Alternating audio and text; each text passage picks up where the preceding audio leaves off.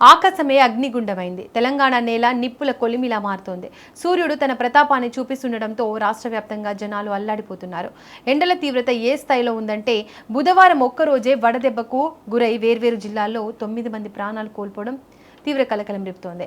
ముఖ్యంగా ఉమ్మడి కరీంనగర్ జిల్లాలో ఎండల తీవ్రత మరణాల రూపంలో విరుచుకుపడింది.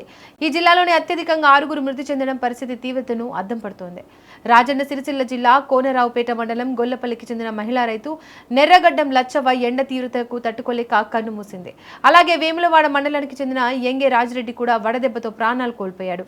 పెద్దపల్లి జిల్లా ఓదెల మండలంలో 83 ఏళ్ల వృద్ధురాలు కందుకూరి రాజమ్మ, ధర్మారం మండలానికి చెందిన రైతు సామ లచ్చిరెడ్డి, పెద్దపల్లి మండలానికి చెందిన కనుకుట్ల కనకయ్య ఎండ వేడికి తట్టుకోలేక బలయ్యారు. ఇక హుజరాబాద్కు చెందిన దివ్యాంగుడు గాజర్ల సతీష్ కూడా వడదెబ్బ కారణంగా మరణించాడు.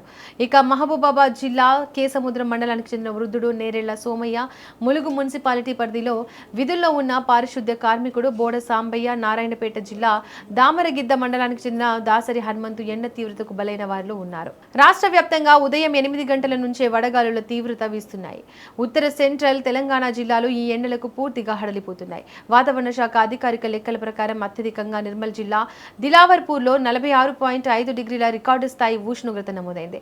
దాదాపు 18 జిల్లాల్లో పాదరసం 45 డిగ్రీలు దాటిపోయింది. సాధారణ ఉష్ణోగ్రతల కంటే 5 నుంచి 6 డిగ్రీలు అదనంగా నమోదవుతుండటంతో వాతావరణ శాఖ అత్యంత ప్రతిష్టాత్మకమైన రెడ్ అలర్ట్ ను ప్రకటించింది.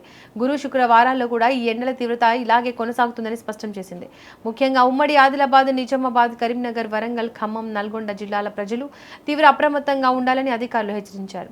ఈ సమయంలో వృద్ధులు, చిన్నపిల్లలు, గర్భిణులు, అనారోగ్య సమస్యలు ఉన్నవారు ఎట్టి పరిస్థితుల్లోనూ బయటికి రాకూడదని వైద్యులు సూచిస్తున్నారు. ఈ అసాధారణ వేడికి జనం మాత్రమే కాదు, వాహనాలు కూడా అగ్నికి ఆహుతవుతున్నారు.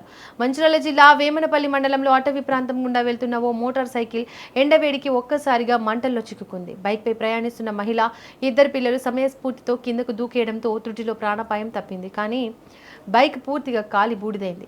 అటు కొమురం భీం ఆసిఫాబాద్ జిల్లా కేరమూరి మండలంలో నడుస్తున్న ఆర్టీసీ బస్సు టైరు నుంచి ఒక్కసారిగా దట్టమైన పొగలు వచ్చాయి.